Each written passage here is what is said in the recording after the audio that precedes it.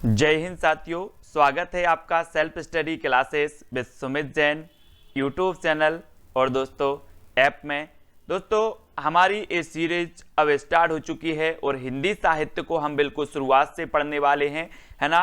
TGT वाले विद्यार्थी, PGT वाले विद्यार्थी, नेट वाले विद्यार्थी, है ना, यूके एलटी ग्रेड वाले विद्यार्थी और पंजाब मास्टर कैडर वाले विद्यार्थी, सभी लोगों के लगभग सेम सिलेबस हैं।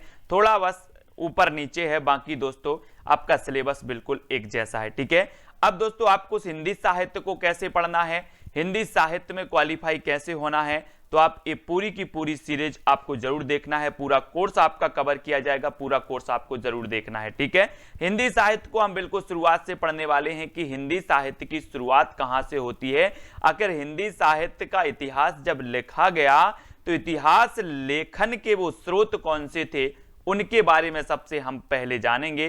फिर दोस्तों हिंदी साहित्य के लेखन के स्रोत के बाद हिंदी साहित्य की शुरुआत कैसे हुई, है ना, कौन से आचार्यों ने, कौन से विद्वानों ने कहां से हिंदी साहित्य की समय सीमा मानी, कहां से इन्होंने तय की, वो सारी चीजें आगे आने वाले वीडियो में हम देखते जाएंगे। ठीक है, तो आज हम पढ़ने वाले हिंदी साहित्य के इतिहास के लेखन स्रोत के बारे में। ठीक है, तो सभी लोग वीडियो को दोस्तों शेयर जरूर कर देना। सभी लोगों को क्या करना है कि दोस्तों इस ऐप को शेयर कर देना और अपने मित्रों तक जरूर पहुंचाना है। सभी लोग दोस्तों कोर्स जरूर लें, है ना।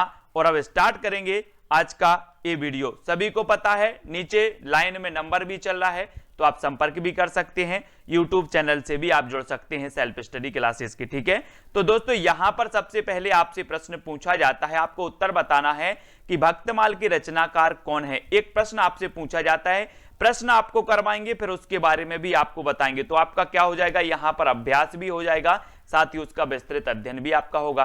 तो भक्तमाल के रचनाकार आपको चयन करना है दोस्तों। सिर्फ 2 सेकंड आपको दिए जाएंगे और इसका सही उत्तर क्या हो जाएगा, भक्तमाल, है ना। और आपका बिल्कुल सही आंसर आपने चयन किया है कि सर भक्तमाल की अगर बात करते हैं तो इसके जो रचनाकार हैं वो नाभा दास हैं, नाभा दास हैं। ये आप सी नंबर बिल्कुल सही हो जाना। ठीक है, और कहते हैं कि भगवान के भक्त ऐसे होते हैं, भगवान के भक्त ऐसे होते हैं कि अगर भगवान नभ में हैं और उनको रास्ता मिल जाए नभ में जाने का, तो भक्त नभ में चले जाएंगे। भक्त कहां चले जाएंगे, नभ में चले जाएंगे। कौन, भक्त नभ में जाएंगे तो ये नाभा दास की रचना हो जाएगी। ठीक है, तो इस प्रकार से हम याद भी करते जाएंगे। भक्तमाल का रचना काल क्या है दोस्तों। अब रचना काल आपको बताना है, 4 विकल्प हैं, सिर्फ 2 सेकंड आपको दिए जाएंगे, उसके बाद आपका उत्तर बता दिया जाएगा। 2 सेकंड में आप चयन करेंगे भक्तमाल का रचना काल क्या है। तो दोस्तों ये क्या है, भक्तमाल का रचना काल 1585। क्या है, 1585, यानी कि आपका जो आ नंबर है ये बिल्कुल सही हो जाएगा। ठीक है, आपको पता है कि अगर व्यक्ति 85 साल का हो जाए तो फिर वो काय में लग जाता है, वो लगता है भक्ति में। काय में लग जाता है, भक्ति में, क्योंकि उसको पता है कि हमारे जीवन का कम ही समय बचा है। तो वो काय में लग जाता, 85 साल का हो जाए तो भक्ति में। तो भक्ति से बनेगा भक्तमाल और भक्तमाल का काल हो जाएगा 1585। ठीक है, इस प्रकार से याद भी करना है। बहुत ही फनी फनी ट्रिक आने वाली है दोस्तों। भक्तमाल के रचनाकार कौन है, नाभा दास हैं। अब आपको याद रखना है, यहां पर आपसे सीधा सा क्वेश्चन आएगा, भक्तमाल के रचनाकार कौन है, तो बोले भक्त तो नभ में चले जाते हैं भगवान से मिलने, है ना। भक्तमाल की रचना कब हुई, तो ये 1585 ईस्वी में हुई, ये आपको देख लेना है। ठीक है, डॉक्टर नगेंद्र भक्तमाल की रचना 1596 ईस्वी मानते हैं। कब मानते हैं, 1596 ईस्वी। अगर आपसे पूछा जाए कि भक्तमाल की रचना कब हुई, तो सीधा सा आपको 1585 लगाना है। ठीक है, अगर आपसे पूछा जाए कि डॉक्टर नगेंद्र ने भक्तमाल की रचना कब मानी या मानते हैं, तो कौन सा सन मानते हैं, तो आपको लगाना 1596। ठीक है, ये भी याद रख लेना। और डॉक्टर रामकुमार वर्मा इसका रचना काल मानते हैं संवत 1642। संवत 1642 कौन मानते हैं, डॉक्टर रामकुमार वर्मा जी। ठीक है, ये याद रखना है। साहित्य कोश भाग 2 में इसका रचना काल जो दिया है दोस्तों वो 1592 दिया है। तो आपको विभिन्न पुस्तकों में इसके अनेक काल मिल जाएंगे, लेकिन अगर पूछा जाए कि साहित्य कोश भाग 2 में इसका रचना काल क्या है, तो आपको 1592 ईस्वी लगाना है ना। नगेंद्र ने क्या माना है, तो 1596, और रामकुमार वर्मा ने क्या माना है, तो 1642, और अगर सामान्य पूछा जाए कि भक्तमाल की रचना कब हुई तो 1585। ठीक है, ये डाउट आपके क्लियर हैं। बढ़ जाते हैं दोस्तों अगले प्रश्न की ओर। महावीर सिंह गहलोत भक्तमाल का रचना काल क्या मानते हैं? महावीर सिंह गहलोत, आपने देखा कि भक्तमाल के रचना काल को लेकर के विद्वानों में क्या है, बहुत मतभेद है ना। तो महावीर सिंह गहलोत भक्तमाल का जो रचना काल मानते हैं वो मानते हैं 1658 ईस्वी, 1658 ईस्वी, इसको याद रखेंगे, है ना। और भक्तमाल में 200 भक्तों के चमत्कार पूर्ण चरित्र 316 छप्पय में रचित हैं। कितने छप्पय में? 316। आपसे अगर पूछा जाए कि भक्तमाल में कितने भक्तों का चरित्र वर्णन है तो आपको बताना है 200 भक्तों का। ठीक है, और ये कितने छप्पयों में है? तो ये 316 छप्पय में। ठीक है, क्लियर है। भक्तों कवियों के विषय में जानकारी देने वाली हिंदी की यह प्रथम पुस्तक है। अगर आप कभी आपसे पूछा जाए कि भक्त कवियों के विषय में जानकारी देने वाली प्रथम पुस्तक कौन सी है तो आपको लगाना है कौन सी? भक्तमाल। ठीक है, भक्तमाल। क्लियर है यहां तक। अब दोस्तों नाभादास ने तुलसी के प्रति श्रद्धा भाव व्यक्त करते हुए उन्हें अपने ग्रंथ का सुमेरु कहा है। क्या कहा है? सुमेरु कहा है। यह भी आपको याद रख लेना है। ठीक है, नाभादास की पुस्तक भक्तमाल, और भक्तमाल में नाभादास ने तुलसी के प्रति श्रद्धा भाव प्रकट किए और उन्होंने अपने ग्रंथ का इन्हें सुमेरु माना है, सुमेरु कहा है। ठीक है, इतनी आपको क्लियर हो गई। फिर बात कर लेते हैं दोस्तों, यहां पर आपको प्रश्न बताना है कि वैष्णव की वार्ता, 84 वैष्णव की वार्ता के रचनाकार कौन है? प्रश्न क्रमांक 3 में 84 वैष्णव की वार्ता के रचनाकार कौन है? 4 विकल्प हैं, 2 सेकंड आपको दिए जाते हैं।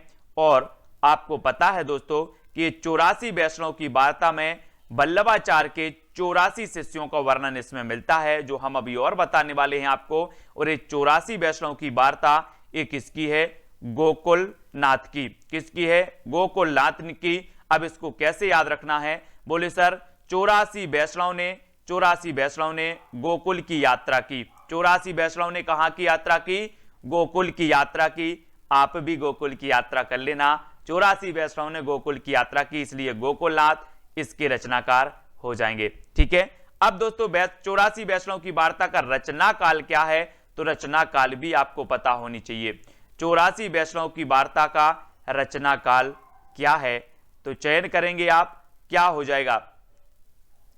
1568 ईस्वी, 1573 ईस्वी, 1585 या फिर 1620 ईस्वी। यानी कि आपको 4 का उत्तर चयन करना है और 84 वैष्णव की वार्ता की रचनाकाल आपको बताना है। और राइट आंसर आपका बिल्कुल सही आंसर होगा। क्या हो जाएगा? 1568। 1568 ईस्वी इसका रचनाकाल माना जाता है। इसको कैसे याद रखोगे? सबसे पहले हमने याद रखा कि 84 वैष्णव ने गोकुल की यात्रा की, तो गोकुलनाथ इसके रचनाकार हो जाएंगे। ठीक है, तो 84 वैष्णव गोकुल की यात्रा करने के लिए क्या हो गए? अड़ गए। 84 वैष्णव गोकुल की यात्रा करने के लिए अड़ गए। अड़ से बनेगा आपका 68, 1568, 1568। इस प्रकार से याद रखेंगे। ठीक है, फिर अगला क्वेश्चन आपसे यहां पर हम बात कर लेते हैं कि 84 वैष्णव की वार्ता 1568 ईस्वी के जो रचनाकार माने जाते हैं वो माने जाते हैं गोकुलनाथ। कौन माने जाते हैं दोस्तों? गोकुलनाथ माने जाते हैं। ठीक है, अगर बात करें 252 वैष्णव की वार्ता, तो 252 वैष्णव की वार्ता के रचनाकार भी कौन है? गोकुलनाथ हैं। ठीक है, और इसका रचना काल भी 1568 ईस्वी माना जाता है। दोनों का रचना काल 1568 ईस्वी है, दोनों के रचयिता गोकुलनाथ हैं। ठीक है, सिर्फ फर्क इतना है कि 84 वैष्णव की वार्ता में वल्लभाचार्य के 84 शिष्यों, वल्लभाचार्य के कितने? 84 शिष्यों, तथा 252 वैष्णव की वार्ता में विठलनाथ के 252 शिष्यों की कथाओं का संकलन किया गया है। ठीक है, इतनी चीज आपको क्लियर हो गई दोस्तों 84 वैष्णव की वार्ता के बारे में। और विभिन्न कवियों के बारे में ब्रजभाषा गद्य में पहली बार सूचना यहां पर प्राप्त होती है। विभिन्न कवियों के बारे में ब्रजभाषा गद्य में पहली बार सूचना प्राप्त होती है इनसे। तो 84 वैष्णव की वार्ता और 252 वैष्णव की वार्ता। अभी अपन ने देखा था 1585 की भक्तमाल है। अगर अभी क्रमबद्ध आपसे पूछा जाए तो सबसे पहले क्रमबद्ध में आपकी 252 वैष्णव की वार्ता और 84 वैष्णव की वार्ता आएगी। उसके बाद 1585 की कौन आएगी? भक्तमाल आएगी। ठीक है, तो ये क्रमबद्ध के लिए भी आप लोग तैयार रहेंगे। अब अगला क्वेश्चन आपको बताना है कि कवि माला के रचनाकार कौन है, यानी कि 5 नंबर आपको बताना है। प्रश्न भी ऐसे सेट किए गए हैं कि दोस्तों आपका जो क्रमबद्ध अध्ययन है वो क्रमबद्ध अध्ययन होता रहे और साथ ही आपको विस्तृत भी कहीं से ना पढ़ना पड़े, वो विस्तृत भी यहां पर आपको मिलेगा। ठीक है, तो कवि माला के रचनाकार आपको चयन करना है तुलसी, गोकुलनाथ, नाभादास या फिर कालिदास त्रिवेदी। आपको दोस्तों मैं एक मूल मंत्र दे रहा हूं कि आपको 50 पुस्तकों को एक बार नहीं पढ़ना है, आपको एक पुस्तक को 50 बार पढ़ना है। क्योंकि हम करते क्या हैं कि एक बुक को बोले सर हमने एक बुक तो पूरी पढ़ ली, एक बार पलटाते हैं, ये पढ़ना नहीं होता है। अगर आप सच्ची में पढ़ाई कर रहे हैं तो उसको अच्छे से पढ़ना है। कवि माला के जो रचनाकार हैं वो कौन है, तो ये दोस्तों तुलसी कवि हैं। कौन है? तुलसी कवि हैं। अब याद रख लेना कि ये तुलसीदास नहीं बल्कि ये तुलसी कवि हैं, है ना। तो याद रखो कि तुलसी ने कवि की माला फेरी। किसकी माला फेरी? तुलसी ने कवि की माला फेरी, तुलसी ने, है ना। तुलसीदास के बारे में तो आपको पता है, ये तुलसीदास जी भक्ति काल के थे, लेकिन ये तुलसी दोस्तों ये जो है इन्होंने कवियों के बारे में परिचय दिया है अपनी कवि माला में, है ना। और ये तुलसीदास नहीं है। कवि माला का रचना काल 1655 माना जाता है। कब माना जाता है? 1655। तो हमने यहां पर सबसे पहले देखा 84 वैष्णव की वार्ता, 252 वैष्णव की वार्ता, भक्तमाल और फिर आपका आ गया कवि माला, जिसका रचना काल 1655 ईस्वी है। इसमें 75 कवियों की रचनाएं संकलित हैं। कितने कवियों की हैं दोस्तों? 75 कवियों को, इसको याद रख लेना कवि माला में। और है जो ग्रंथ है वो अप्राप्य ग्रंथ है। ठीक है, तो इतनी चीजें क्रमबद्ध भी आपको पढ़ते जाना है। और साथ ही अगला क्वेश्चन आपसे पूछा जाता है कि कालिदास हजारा के रचनाकार कौन है। 4 विकल्प हैं, तुलसी, गोकुलनाथ, नाभादास या फिर कालिदास त्रिवेदी। कालिदास हजारा आपने कई बार पढ़ा है और आपको पता होगा दोस्तों कि कालिदास हजारा, यहां पर कालिदास आया तो बोले सर कालिदास ही इसका सही उत्तर होगा। कौन सा सही हो जाएगा? कालिदास त्रिवेदी। कालिदास हजारा के रचनाकार कालिदास त्रिवेदी, यानी डी नंबर आपका यहां पर बिल्कुल सही हो जाएगा। ठीक है, डी नंबर। नेक्स्ट यहां पर बात करते हैं दोस्तों कि कालिदास हजारा के रचनाकार कालिदास त्रिवेदी हैं, है ना। इसका रचनाकाल क्या है? 1718। अब याद रख लेना यहां पर कि सबसे पहले 84 वैष्णव, 252 वैष्णव, भक्तमाल, कवि माला और कालिदास हजारा 1718। ठीक है, कालिदास हजारा में 212 कवियों के लगभग 1000 पद्य संग्रहित हैं। कितने कवियों के? 212 कवियों के 1000 पद्य संग्रहित हैं। और दोस्तों शिवसेन सेंगर की शिवसेन सरोज का यह आधार ग्रंथ माना जाता है। अगर कभी आपसे पूछा जाए कि जो शिवसेन सेंगर की शिवसेन सरोज है ना, शिवसेन सरोज जिसे हिंदी में हिंदी साहित्य का इतिहास कहा जाता है दोस्तों, प्रथम इतिहास कहा जाता है शिवसेन सरोज को, है ना। ये शिवसेन सेंगर की रचना है। और इस शिवसेन सरोज का जो आधार ग्रंथ माना जाता है वो माना जाता है कालिदास हजारा, जो कि कालिदास त्रिवेदी जी का एक ग्रंथ है, जिसका रचना काल 1718 ईस्वी है। ठीक है, शुक्ल जी ने कहा कि कवियों के काल आदि के निर्णय में यह ग्रंथ क्या है? बड़ा उपयोगी है। काल निर्णय के लिए यह ग्रंथ बड़ा उपयोगी है, कालिदास हजारा। ठीक है, अब दोस्तों कालिदास त्रिवेदी की प्रसिद्धि का एक अन्य आधार क्या है? बधु विनोद। बधु विनोद याद रख लेना, ये बधु विनोद भी इनकी रचना है कालिदास त्रिवेदी की, कालिदास हजारा भी इनकी रचना है। ठीक है, इसका रचना काल क्या माना जाता है दोस्तों? बधु विनोद का तो ये 1692 माना जाता है, 1692। ठीक है, 1692 इसका रचना काल है और ये नायिका भेद पर आधारित है। ठीक है, तो नायिका भेद पर ये आधारित है। नेट एग्जाम में इसी प्रकार के क्वेश्चन पूछे जाते हैं क्रमबद्ध वाले, तो वो भी आप चयन करते रहें। और अलंकार रत्नाकर के रचनाकार कौन है? अगला प्रश्न आपको बताना है। दलपति राय और बंशीधर, गोकुलनाथ, नाभादास या फिर कालिदास त्रिवेदी। तो आप 2 सेकंड में अपना चयन कर लेंगे। कल अलंकार रत्नाकर की जो रचनाकार माने जाते हैं वो कौन माने जाते हैं, तब यहां पर आपका बिल्कुल सही आंसर होगा दोस्तों, क्या हो जाएगा? दलपति राय और बंशीधर दोनों माने जाते हैं अलंकार रत्नाकर। अलंकार रत्नाकर, अलंकार रत्नाकर के रचनाकार कौन है, ऐसा क्वेश्चन आएगा तो आपको लगाना है दलपति राय और बंशीधर। दलपति राय और बंशीधर, है ना, ये याद रख लेना है। अब यहां पर हम बात करते हैं अलंकार रत्नाकर के रचनाकार दलपति राय और बंशीधर हैं। ठीक है, इतनी याद रख लेना। 1735 इसका रचना काल माना जाता है, 1735 ईस्वी। ठीक है, और कवियों की नामावली की दृष्टि से यह क्या है, बड़ा ही उपयोगी ग्रंथ है दोस्तों, और इसमें 44 कवियों का उल्लेख मिलता है, 44 कवियों के नाम मिलते हैं, है ना। और यह महाराजा जसवंत सिंह के भाषा भूषण की टीका के रूप में अलंकारों के स्वरूप निरूपण हेतु रचा गया था।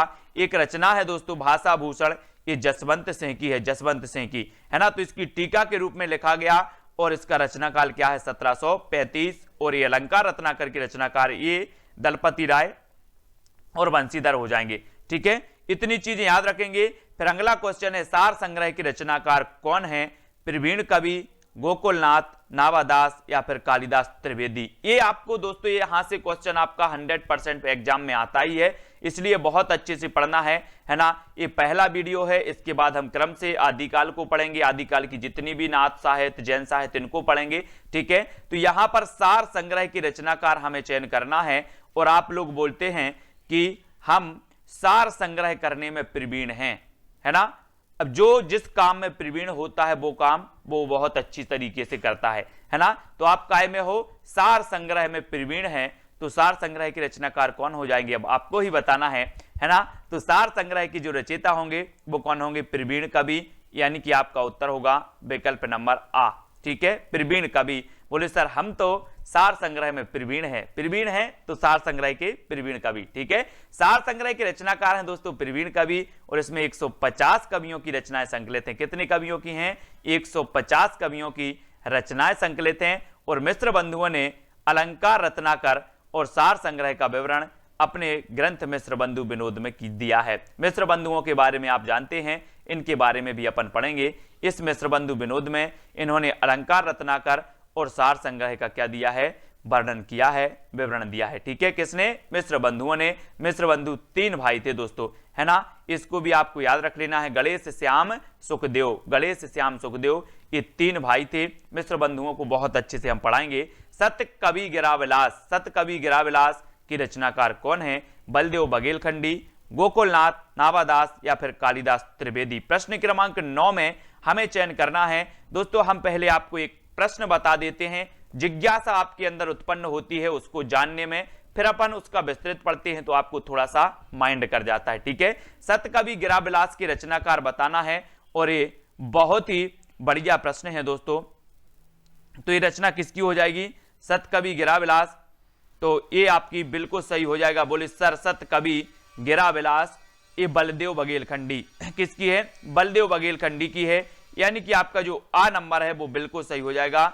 सतकवि गिराविलास की रचनाकार आपसे सीधा सा आएगा तो बलदेव बघेलखंडी, इतना याद रखना है ना। अब इसके बारे में देखें तो दोस्तों इसका रचना काल है 1746 ईस्वी। बिल्कुल क्रमबद्ध रचनाएं दी हैं, आपको सिर्फ याद करना है, नीचे ट्रिक से भी आपको याद करवा दी है ना। तो 1746 ईस्वी इसका रचना काल है सतकवि गिराविलास का।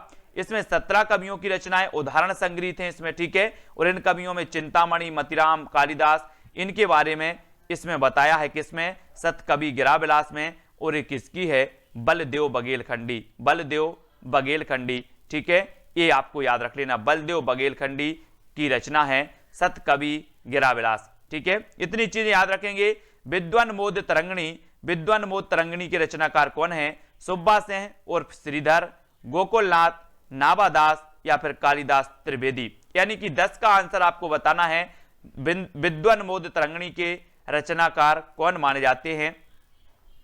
और यहां पर आपका बिल्कुल सही आंसर क्या हो जाएगा, 2 सेकंड आपको दिए जाते हैं। विद्वन मोद तरंगिणी के जो रचनाकार माने जाते हैं दोस्तों, वो माने जाते हैं कौन, सुब्बा सिंह, सुब्बा सिंह उर्फ श्रीधर। कौन माने जाते हैं, सुब्बा सिंह उर्फ श्रीधर। और आ नंबर आपका यहां पर बिल्कुल सही हो जाता, विद्वन मोद तरंगिणी, सुब्बा सिंह उर्फ श्रीधर। ठीक है, नेक्स्ट है, यहां पर बात करें कि विद्वन मोद तरंगिणी की रचनाकार सुब्बा सिंह उर्फ श्रीधर है ना। इसका रचना काल माना जाता है 1817। कितना माना जाता है, 1817, है ना। और इसमें 17 कवियों की कविताएं संकलित हैं, और इसमें कवियों के नायक नायिका भेद, सखी दूती, षड ऋतु, है ना, रस संबंधी कविताएं संकलित हैं। अगर आपसे कभी पूछा जाए कि विद्वन मोद तरंगिणी का विषय क्या है, तो आपको विषय भी बताना है कि इसमें नायिका नायक नायिका का भेद, है ना, सखी दूती, षड ऋतु, रस संबंधी कविताएं इसमें सम्मिलित हैं और इसमें 17 कवियों का उल्लेख मिलता है। 1817 इसका रचना काल होता है। ठीक है, इसके बाहर कोई एग्जाम में प्रश्न नहीं आता। राग कल्पद्रुम के रचनाकार कौन है? प्रश्न क्रमांक 11। 2 सेकंड है। राग कल्पद्रुम कृष्णानंद व्यासदेव, गोकुलनाथ, नाभादास या फिर कालिदास। और बोले सर कि कृष्ण को नंद बहुत राग करते थे। कृष्ण को नंद बाबा कृष्ण को क्या करते थे? राग करते थे। तो राग करते थे, तो ये राग कल्पद्रुम के रचनाकार कौन हो जाएंगे? यहां पर आपका बिल्कुल सही होगा, कृष्ण को राग करते थे कौन? नंद बाबा। तो राग कल्पद्रुम के रचनाकार कौन होंगे? कृष्णानंद व्यास। ठीक है, कृष्णानंद व्यास, यानी आ नंबर आपका बिल्कुल सही हो जाएगा, आ नंबर। ठीक है, अब दोस्तों ये चीज आपको याद रखनी है। फिर यहां पर राग कल्पद्रुम के बारे में याद करेंगे कि ये कृष्णानंद व्यास देव जी की रचना है, इतनी याद रखेंगे।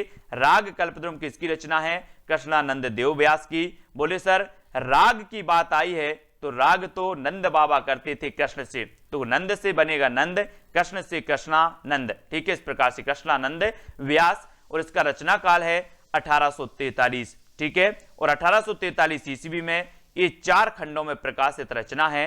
ठीक है, और ये संगीत सार से संबंधित है ना। आप बोलोगे सर मैं संगीत से राग करता हूं, और राग निकलते हैं तो काय में निकलते हैं? संगीत में, है ना। बोले तुम ए राग सीखो, ए राग सीखो, तो ये राग निकलते हैं संगीत में। तो राग कल्पद्रुम संगीत शास्त्र से संबंधित रचना होगी। और इसमें कितने खंड हैं?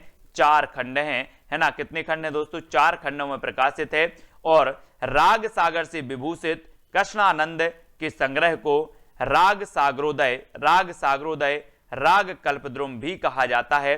ठीक है, और इसमें शिवसेन सेंगर के अनुसार 200 महात्माओं के पद संकलित हैं। ये भी याद रख लेना, काय में? राग कल्पद्रुम में 200 महात्माओं के पद संकलित हैं। इसके रचनाकार कृष्णानंद व्यास हैं। 1843 इसका रचना काल है। संगीत शास्त्र से ये संबंधित है। ठीक है, संगीत शास्त्र से ये संबंधित है। तो इतनी चीजें आपको याद रखनी है। फिर अगला क्वेश्चन पूछा जाता है कि श्रृंगार संग्रह की रचनाकार कौन है? श्रृंगार संग्रह की रचनाकार बताना है दोस्तों, तो कौन है? कृष्णानंद व्यासदेव, गोकुलनाथ, कवि सरदार या फिर कालिदास त्रिवेदी। श्रृंगार संग्रह 4 विकल्प हैं और बहुत ही बढ़िया प्रश्न है यहां पर। और आपने देखा होगा दोस्तों, क्या देखा होगा कि कभी कभी व्यक्ति श्रृंगार करके जब निकलते हैं, अच्छा पूरा श्रृंगार करके निकलते हैं, तो अपन बोलते ना कि यार बड़ा श्रृंगार करे, अपने आप को क्या समझ रहा है? अपने आप को सरदार समझने लगते हैं लोग। श्रृंगार कर लिया तो अपने आप को सरदार समझने लगते हैं। तो श्रृंगार संग्रह की रचनाकार कौन हो जाएंगे? कौन हो जाएंगे? बोले सर श्रृंगार संग्रह की बात आई है तो रचनाकाल है कवि सरदार, क्योंकि लोग अपने आप को सरदार समझने लगते हैं। तो सी नंबर आपका बिल्कुल सही होगा। और श्रृंगार संग्रह की रचनाकार है कवि सरदार और इसका रचना काल है 1848 ईस्वी। क्या है? 1848 ईस्वी। इसमें श्रृंगारिक कवियों को स्थान मिला है, श्रृंगारिक कवियों को स्थान मिला है कवि सरदार, काशी नरेश, ईश्वरी प्रसाद, नारायण सिंह के राजाश्रित कवि थे। किसके कवि थे? कभी आपसे पूछा जाए कि कवि सरदार किसके दरबारी कवि थे, राजाश्रित कवि थे, तो वो काशी के नरेश थे, ईश्वरी प्रसाद, नारायण इनके राजाश्रित कवि थे। ठीक है, तो दोस्तों आज के पार्ट में इतना ही। नेक्स्ट पार्ट आपका आएगा हिंदी साहित्य के स्रोत से संबंधित पार्ट 2। ठीक है, उसमें हम इसके बाद जितनी भी रचनाएं आएंगी उनको क्रमबद्ध देखेंगे, ट्रिक से उनकी क्रमबद्ध पूरी पढ़ लेंगे। और वीडियो को लाइक जरूर कर देना दोस्तों, और वीडियो कैसा लगा सभी लोग बताएंगे। और इसी प्रकार से जुड़े रहें और क्रमबद्ध तरीके से अपन अध्ययन करेंगे। हिंदी साहित्य के स्रोत के पार्ट आएंगे, आदिकाल के पार्ट वाइज आपका अध्ययन होगा क्रमबद्ध। ठीक है, भक्ति काल का पार्ट वाइज आएगा, रीति काल, आधुनिक काल के विभिन्न कालों का भी आएगा। फिर उसमें दोस्तों अपनी गद्य की विधाएं भी आएंगी। सारी चीजें आपको बिल्कुल एक लाइन में और क्रमबद्ध मिलेंगी। ठीक है, ट्रिक से मिलेंगी, एक एक चीज आपको ट्रिक से बताएंगे। ठीक है, तो आज के वीडियो के लिए दोस्तों बस इतना ही। नेक्स्ट वीडियो आप जरूर देखें। ठीक है, जय हिंद।